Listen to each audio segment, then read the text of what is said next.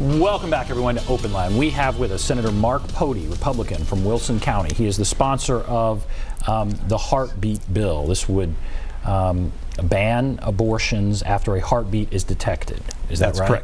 Correct. Which obviously has gotten a lot of discussion, a lot of focus in the legislature. There was a committee hearing yesterday. I want to play for you what Darren Jernigan said, a Democrat said on one of the committees. This is his comment.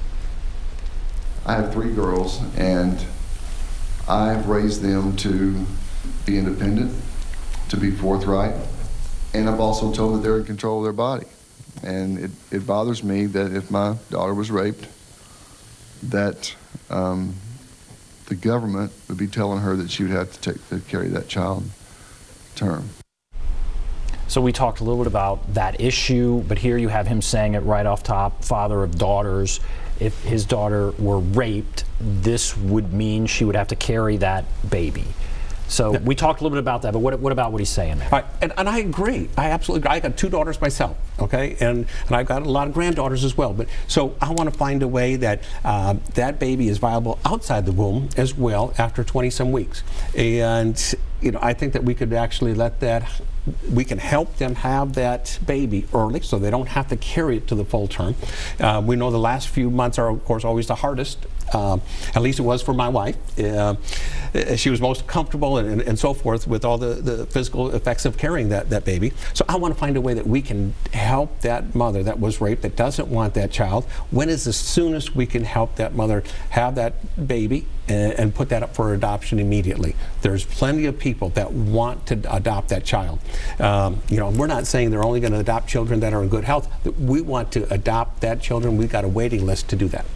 And the concern that people would have, again, is that people with resources, if their daughter were raped, I can't imagine how traumatic that would be, and there's another state where they don't have this bill, they can go to that state, and people with no resources are not able to do that. And so there's that disparity there. And should we ban it here in the United States, they can go to Canada. I mean, so there'll always be that disparity.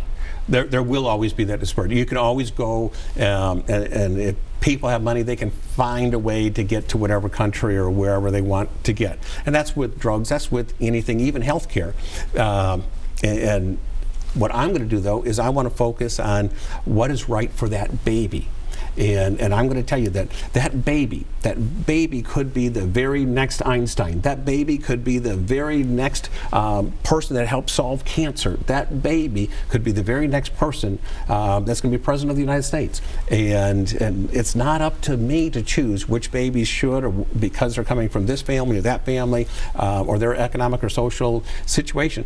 That baby is who I'm fighting for. It's horrible when there's rape. It is horrible. And I can tell you I'm all for making those crimes and those penalties even more. But don't take it out on that innocent baby. One thing that people who are opposed to abortion, they talk a great deal about, you know, we need to save the child, and then it's often healthcare is brought into this. And all right, so we're going to spend this money, you know, to save this child. What about after that? When people bring up the healthcare side of this, how do you separate the two? And are they separated in your opinion? All right, so healthcare is going to be a whole new issue, and we have to do some things in healthcare. You know, and I can't just say, Republicans just can't say, no, we're not going to do this, no, no, no, and we've got to stop saying no, and we've got to start showing what we can do to help get health care through to all Tennesseans that need it, no matter what their social or economic status is. And I believe that this is going to be a year. Governor Haslam has put that as one of his priorities to say, how can we redo health care moving forward? So that is going to be an issue that we have to address. But at this point, the only thing I'm trying to do with the bill is protect that baby and that baby's health. No matter what that care is, I want to help that baby. Let's go to Joe on line 1. Hello, Joe. Yes. Go right ahead. What's on your mind? I'm just I'm thinking that we have the morning after pill. We have these things that are in check with trying to keep, you know, women from having a child that they don't want to have. And I heard you talk about that they don't have the resources to get to another state to have you know, the whatever, you know, the medical procedure they want to have. But in most countries, the resources are their feet. So, I mean, you still have your feet. If you need to get somewhere, you use your feet. So to say we don't have the resources to get somewhere, we still do. So a pregnant woman could walk to another state? Is that what you're saying? Well, I'm saying that you can walk, or there's a lot of buses that give free vouchers for people that don't have those resources. So there's a lot of ways to get to another state. But at the bottom line, if you don't have a child, I certainly am compassionate to the mother's health and compassionate to someone that was raped or incest and those things. But I also think that at what point do we say to each other, you can have the abortion at, you know, the second term or the third term. At what point do we say to each other that enough is enough? We're not trying to ban abortion worldwide. We're just trying to get to a point where we can all agree that, you know, the beating heart is a beating heart. You know, you can't stop the beating heart of an animal unless there's a reason for it. And if you're stopping the beating heart of an infant that's inside the womb, at what point do we say enough's enough? So you support this, obviously. Okay, all right, I appreciate your call. Thank you. What do you think of what he said there? I can agree, and I will tell you that what he's saying is when enough is enough, if we start choosing who does live and who doesn't, at what point does it start and who can choose? So in this case, this is something else that we're trying to say. You know, I've heard people say, well, this person perhaps might not be healthy. You know, and what about somebody that, you know, might have not all their limbs or fingers or whatever? And I'm not here to say that life is not worth living. I'm saying we want to protect that life. Like, we are Americans and we protect all life, and I'm going to stand on that. We have another clip. I want to play another clip. This was from outside of the hearing yesterday. I believe a nurse, and she's going to raise another issue, but we'll just play this quick clip here. I myself had to be a seeker of abortion because I myself had a very wanted pregnancy, very, very wanted, that had a lethal anomaly. And by the time I found out, there would be no providers for me. Not a single provider for me, not anybody who looked like me, who could walk in my shoes to help me out of that situation. I believe what she's saying is that her life was in danger, I believe. But so for someone whose life is in danger, this again, would it prevent them from having an abortion if their life is in danger? Actually not, because in the Casey ruling, it specifically said if there is a medical emergency, the state does not have the right to say that you can stop abortion. If there's a medical emergency that the mother's life is in danger, there's nothing the state can do to say that. So in this case, we wrote it clearly into the bill that if there's medical emergencies, you can keep having it. So again, we tried to stay right within the guidelines of what the Supreme Court has given us. So if there's a medical emergency. Now, I guess there would be people who would say, how do you define a medical emergency? Is that spelled out in the bill, and how do we define that? That's going to be your physician. And again, you know, you got the physician's oath that they're going to do, and they're going to, their suit is going to be up to them to make that case. And I'm not going to tell you and try and get into that. You're going to leave that up to the physician. That's exactly right. And the other question, could there be some debate about whether there's a heartbeat or not? I mean, is that a subjective thing? And how do you deal with that issue? Absolutely. And a lot of it's going to be the technician that's doing the ultrasound. And I know that I've heard, and I've never done one, so I can't pretend I'm an expert or even know how to do it.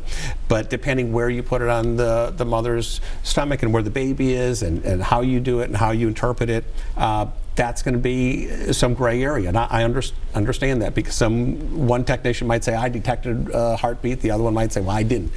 And there's going to be some gray in there. However, what the bottom line is, if somebody wanted to find a way around any law, they're going to find a way around the law. We're trying to say that if there is a heartbeat detected through normal means, this baby needs to be protected. Let's go to William. Hello, William. Yes. Go right ahead. I bought a Democratic ticket, but I'm ashamed of this abortion thing. I'm a Christian, I just don't believe in abortion. All right, but you're a Democrat and you don't believe in abortion. No. So do you support this bill? Yes, anything that'll curb some of it, I support it, because people will look for excuses, and they need to just cut it out together out, I believe. All right. All right. Anything else? No, sir. Thank you. All right. There's William. Want to comment on that? You know, I appreciate that, because, and I don't want to get necessarily political in here, because there are a lot of Democrats that are actually in favor of this, that they are, they're seeing that it is a heartbeat, and they might not have been with us on some of the other bills, but on this one, it seems to go across a lot of party lines as well. And I want to tell you an example. I had brought somebody down to the Senate floor, and his name was Josh, and I brought him down this year. And he's a friend of mine, and he talks a little bit about how he was brought into the world. He said, my mama was having an abortion, and during the abortion, it didn't go right, and I lived. So I don't know if you say that's a good abortion or how you want to phrase that, but then, you know, so he was being aborted and he lived. And if you look at America's Idol, he was on that recently. So we had somebody here from Tennessee that was aborted as a baby, but that's what he's doing, you know. And he actually took his group from his church, and he won a national title down in Texas, and one of the musical things that he did, you know. And he's got so much talent, and he's such an awesome guy. And there's other people like that, you know, just because they were having an abortion, they lived. And we've even had to write bills to say, if that baby is crying, you got to do something with them and take them to the hospital and so forth. So again, our point is, that's a life. That's a life they're living, and we need to help. You know, I know that New York, Virginia, other states are going the opposite way. They're trying to expand their abortion rights right up to the time that the baby's being born, right up to the time the baby is literally in the birth canal and being born, that somebody can say, well, we're deciding against it right now. And in 2 minutes, the baby would be out. In 2 minutes, you know, how do you justify that? I'm turning around and saying, Tennessee's different. Tennessee, we're going to say, if there's a heartbeat, there's a life. And we want to protect that life. Let's go to Kenzie. Hello, Kenzie. Yes. Are you there? Go right ahead. Yes. I'd like to say from the start that me personally, I'm totally against abortion. But for a woman in a situation, for instance, if a woman has been raped, I don't think a woman should have to bear a child and give birth to a child and be reminded, you know, when she has a child that looks like someone that has raped her. That's just my opinion. I'm against abortion myself, but it's, you know, if certain circumstances, if that ever happens, I would think, you know, a woman, you know, should be able to have an abortion if she wants. All right. And that's all I got to say. Kenzie, thank you for that. So we've heard that more than once. Why not make an exception? Why not make an exception? There's already one in there about medical, apparently. Yes. Why not say if the woman's raped? All right. So I absolutely can identify with what Kenzie's saying. And he's right when you say, why should that mother have to go through all 9 months? Why can't we do something to help her out? And I would say that we are trying to make our adoption laws easier, and we're trying to say that after that baby is viable, and if that's 7 months, whatever that week would be, let her have that. Help her so she does not have to carry that baby all the way to 9 months. Let's put that baby then into the hands of some adopted parents. So I agree. If I can find a way to make it where she does not have to carry it all 9 months, that baby's going to live, Let's get that baby into Is there adoption. anything like that now? You're saying they wouldn't have to carry it 9 months? Where would that? What does that mean? They would go into an incubator, or they would go. What does that mean? All right, so that would be when that baby would be a viable living outside the womb. When that baby can live outside the womb, and now there's going to be a point in time that you can't do it the instant because the medical costs are so high, you know, that you can't have very, them. very high, aren't That's they? exactly Yeah. right. But there is a time before the 9 months that it would be a little bit premature, but with the right medical care, how can we help? And what that date is, I don't have that date, but I am willing to find a way to help. Now, the fiscal note on that, are you saying the state would pay for that? I'm saying I would vote to help the state pay to save those babies, yes. Okay. Now, I'm not saying that I would do it at the earliest time where it's going to be such an incredible cost. We couldn't afford that. But I'm also saying there's going to be a small amount of individuals that fall in this category, because if we look at rape or incest and such, this is not a large amount of the abortion cases. This is just a very, very, very tiny amount. So for those that want to help, I'm willing to try and find a way to help them. Why not make an exception?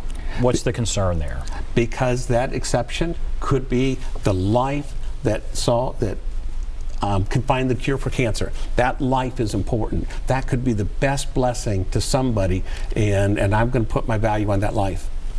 All right, we have several calls, including a couple of Lindas. So hold on the line. We're going to take a break, and then we'll come back, and I'll just go through these calls. If you're on the line, hold on. Take a break. Be back right after this.